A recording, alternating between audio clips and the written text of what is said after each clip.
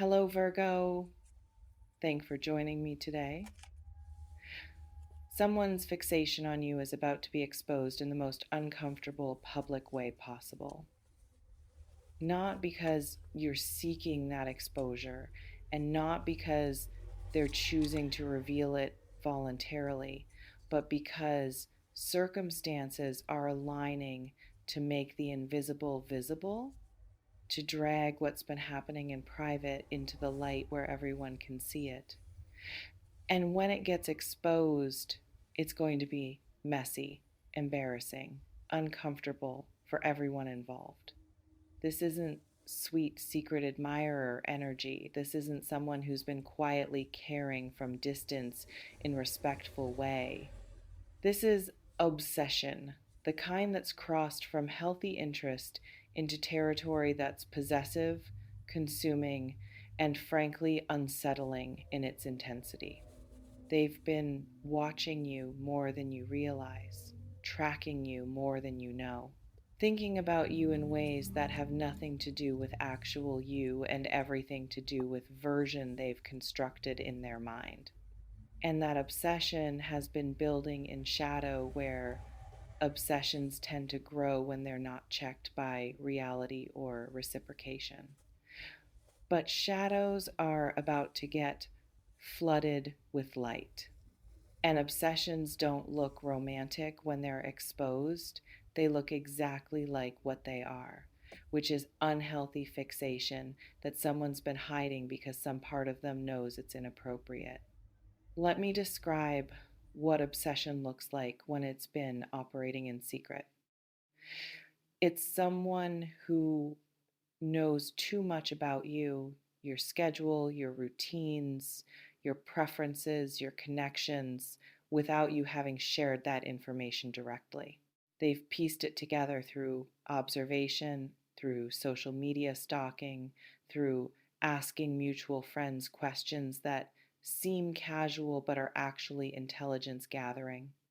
They know where you go regularly, what time you usually leave, who you spend time with, what you like, what you don't like, what you've been doing recently.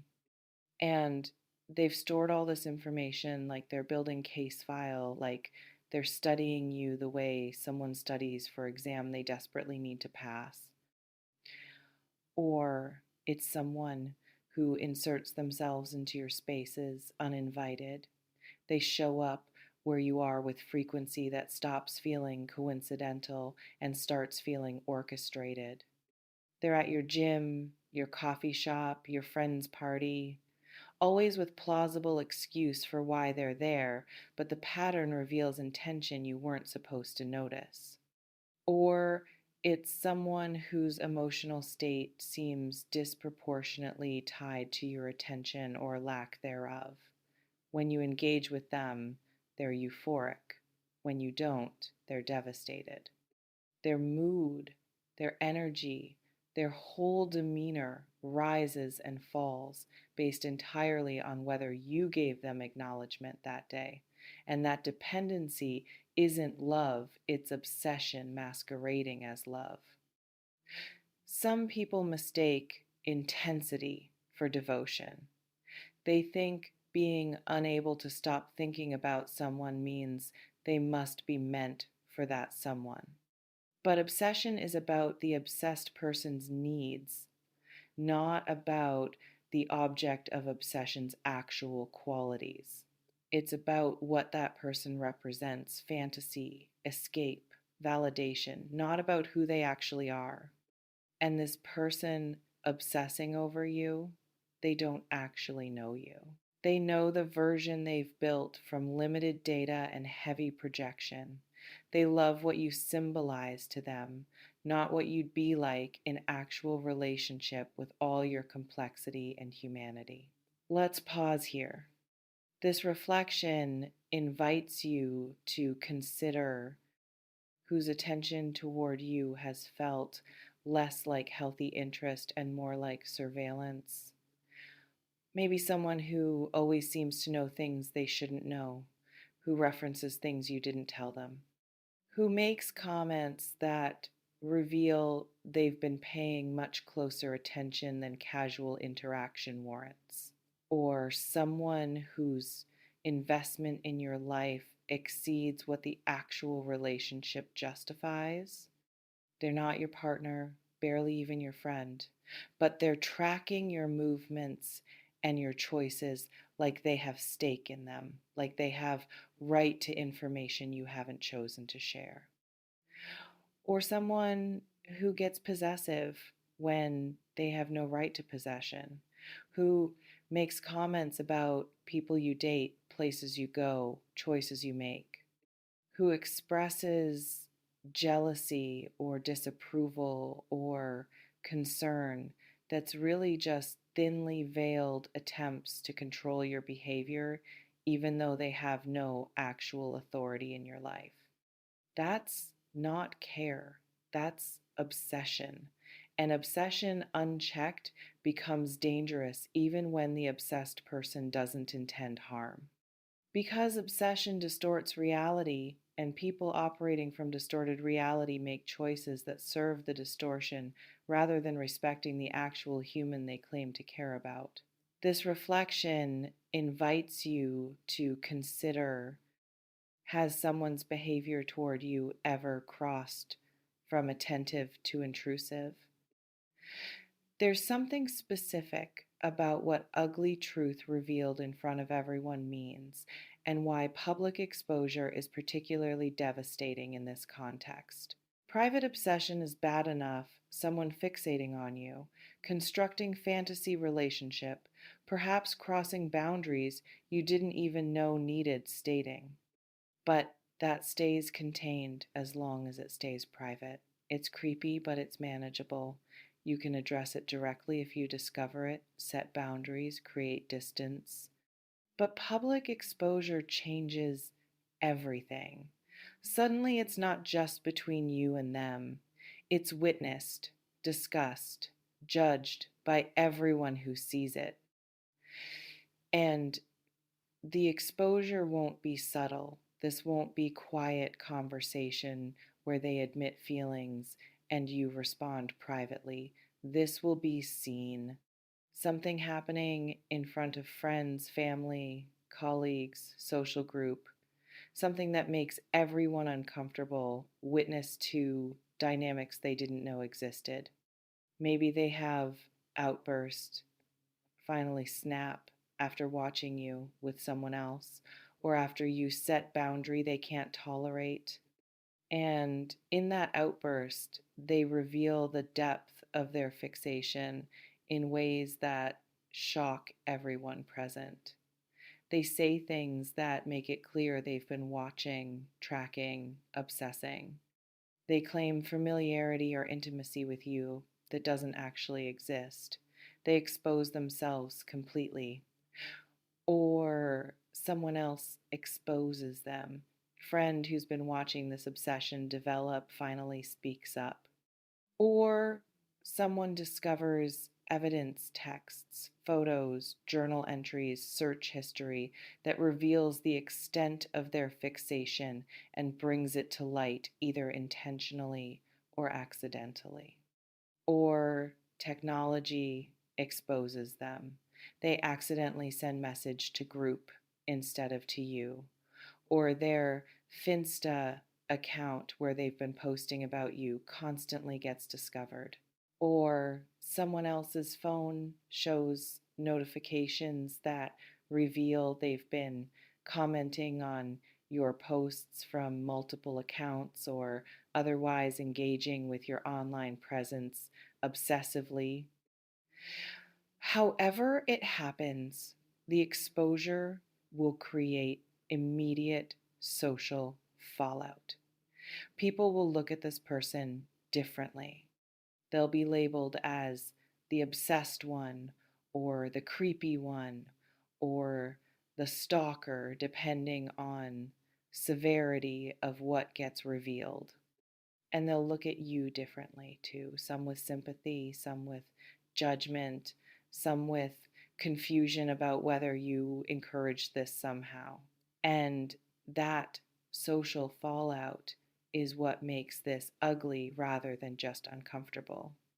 Because now you both have to navigate the aftermath with audience of people who have opinions about situation they witnessed but don't fully understand.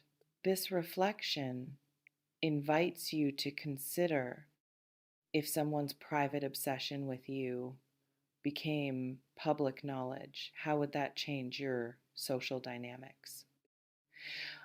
Let me address what you might be feeling as you read this and realize who this describes, because there's probably layers of emotion competing for attention.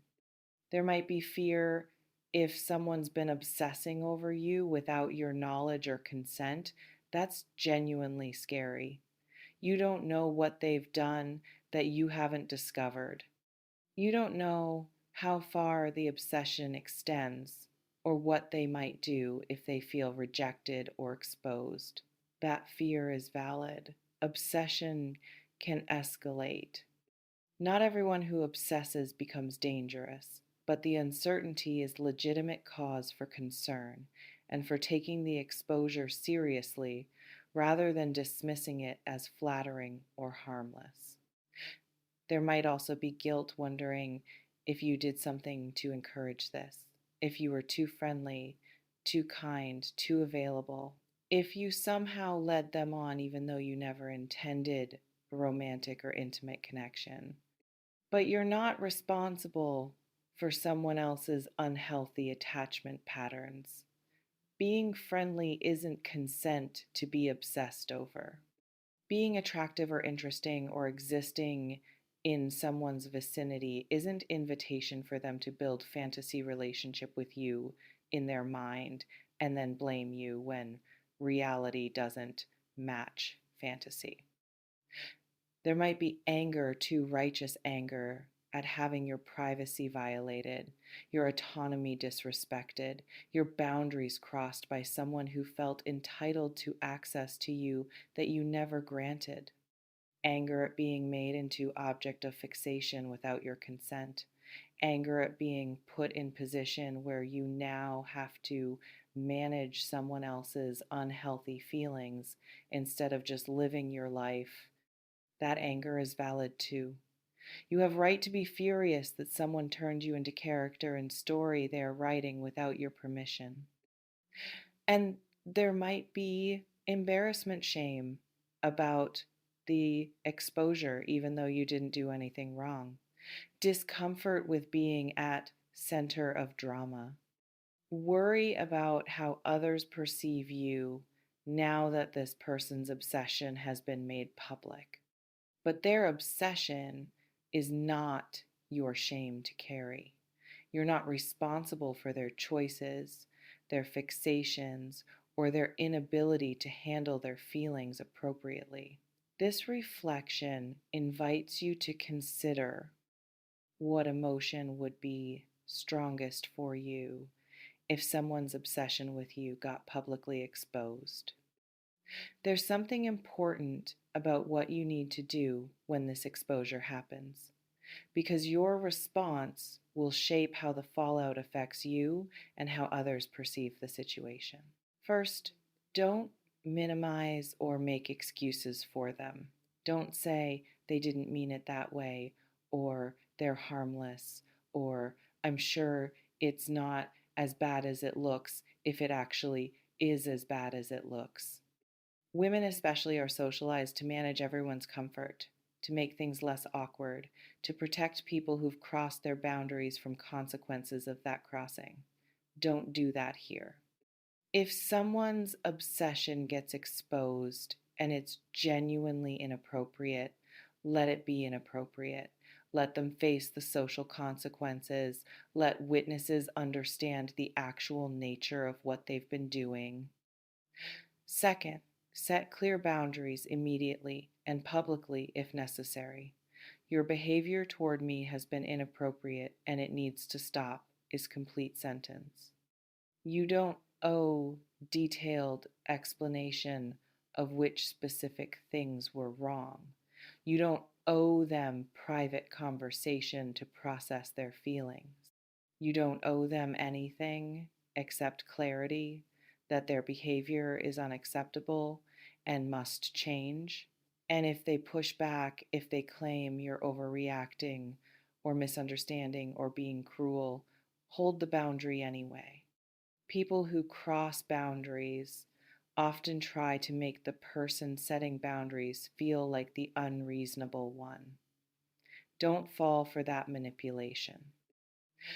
Third, document everything if the obsession has been severe or if you feel unsafe. Screenshots of messages, records of encounters, witnesses who can verify their behavior.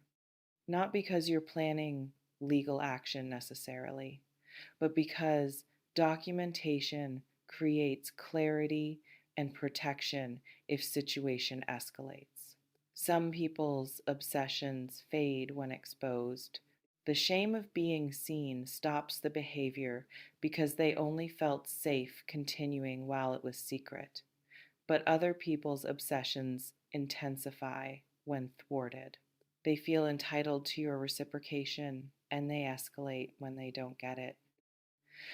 Having documentation means you can demonstrate pattern if you need to involve authorities, workplaces, shared communities, or legal systems in creating safety. Fourth, don't try to manage this alone. Tell people you trust what's been happening, not for gossip, but for support and safety. Obsessive people often isolate their targets, making the target feel like they're overreacting or like no one would believe them. Breaking that isolation by sharing with trusted others creates protection and reality checking. This reflection invites you to consider, who in your life would you tell if someone's obsession with you became concerning? Let me describe what might happen after the public exposure.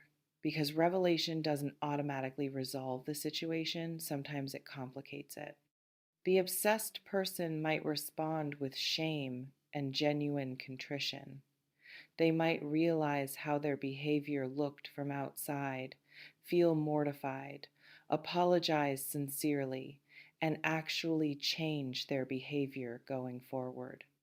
That's best case scenario. And if that happens, you can decide whether you want any form of continued connection or whether the violation was serious enough that distance is necessary regardless of their remorse.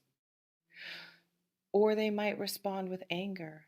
They might blame you for making them look bad, or claim you encouraged them, or accuse you of playing victim when you're actually just setting boundaries. They might try to flip the narrative so they're the wronged party and you're the villain. That response tells you the obsession was never about caring for you, it was about their ego, their needs, their fantasy. And people who respond to boundary setting with anger are people you need distance from immediately. Or they might respond with escalation. The exposure might strip away whatever restraint they were practicing. If they were limiting themselves because they thought slow approach might eventually win you over, exposure might make them feel they have nothing to lose by going full intensity. That's most dangerous response, and it requires taking protective measures seriously. If someone's obsession escalates after exposure, that's when you involve others, friends, family, authorities, if necessary, in creating safety. The social group will respond too. Some people will side with you immediately, understanding that obsession is violation regardless of whether the obsessed person meant harm. Some will try to play middle ground, sympathizing with both sides, encouraging you to give them a chance or not be too harsh. Those people are prioritizing social comfort over your safety and autonomy. You can ignore their advice without guilt. You remain in complete control of how you respond when someone's obsession with you gets exposed. You can set hard boundaries or give them chance to correct course. You can maintain distance or attempt managed connection. You can make this public or handle it quietly. The power is yours. It always has been. You may notice reading this has brought someone specific to mind, maybe someone whose attention you've been trying to ignore or minimize, maybe recognition of red flags you've been dismissing, maybe confirmation that yes, someone's behavior toward you has crossed into obsession territory. Whatever you're feeling, honor it. Take what resonates, softly release the rest. Trust yourself. Before we close, I want to ask you something. If you discovered someone was obsessed with you in an unhealthy way, would you confront them directly or create distance without explanation? Drop your approach in the comments. And this, have you ever had someone's fixation on you cross from flattering to concerning, and how did you handle it? They're beyond obsessed with you, and an ugly truth is about to be revealed in front of everyone. And when it happens, when the private becomes public and everyone sees what's been happening in shadow, you're going to have to navigate the fallout while protecting yourself from someone whose reality about you doesn't match actual reality. Not eventually, soon. The exposure is coming. Trust yourself with this trust that you have right to set boundaries regardless of their feelings. Trust that obsession isn't flattery. Trust that you don't owe anyone access to you just because they want it intensely. Trust that protecting yourself is more important than protecting someone else from consequences of their inappropriate behavior. See you in the next one. And listen, when someone's obsession gets exposed, your job isn't to manage their embarrassment or make it less awkward for witnesses. Your job is to set clear boundaries and maintain them regardless of social pressure to be nice about violation of your autonomy. Stay boundaried, stay safe, stay clear. Someone's unhealthy fixation is about to be revealed. Be ready to protect yourself. Take care.